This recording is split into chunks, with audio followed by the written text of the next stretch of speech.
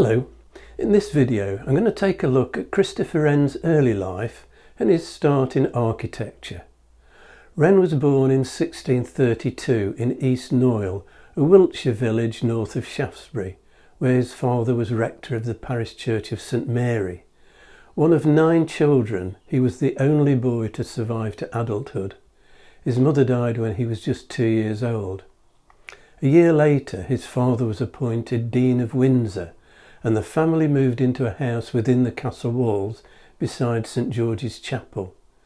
Christopher was given his early education at home by his father and a private tutor before spending time at Westminster School. Life close to the royal court was interrupted by the outbreak of civil war. Windsor Castle was occupied by parliamentary forces. Wren and his father moved to Bristol before going to live near Bicester in Oxfordshire with one of Christopher's older married sisters. Graduation from Wadham College, Oxford, where Wren studied Latin and science, was followed by a master's degree at All Souls. While there, he attended lectures on mathematics. Elected a Fellow of All Souls in 1653, he embarked on research covering a wide range of topics, including astronomy, medicine and anatomy. In 1657, Wren was appointed Professor of Astronomy at Gresham College, London, a post that came with a stipend and a set of rooms in return for giving a weekly public lecture. These events, which were attended by many of his former Oxford colleagues, were followed by informal gatherings at which ideas were shared. From this nucleus, the Royal Society would emerge, with the patronage of Charles II.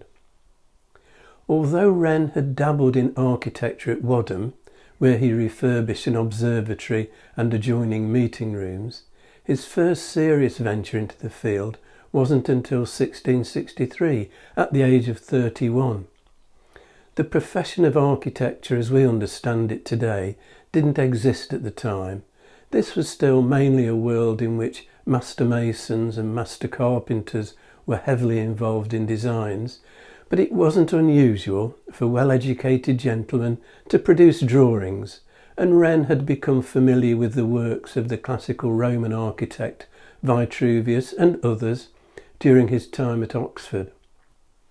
That first project was the chapel at Pembroke College, Oxford, commissioned by Wren's uncle Matthew, Bishop of Ely and an ex-fellow of Pembroke. The chapel was dedicated in 1665. Wren's second architectural commission was an ambitious design for the Sheldonian Theatre in Oxford. His inspiration was the D-shaped open-air Theatre of Marcellus in Rome, as depicted in engravings by Italian Renaissance architect and theorist Sebastiano Serlio. Inside, tiered seats surround a central auditorium, with a gallery providing additional space. The Roman original was roofless, apart from a canvas awning offering protection from the heat of the sun. Not too practical in England. Wren's problem was how to build a roof spanning a 70-foot space without using supports that would obstruct the view. His ingenious solution was a series of interlocking, self-supporting triangular trusses. So stable was the geometry of this design, the roof space above was for several years used as a bookstore. Canvas roof panels were painted by Robert Streeter. The central panel shows truth, surrounded by cherubs descending to banish ignorance. While engaged on the Sheldonian, Wren was asked by Emmanuel College, Cambridge to design a chapel.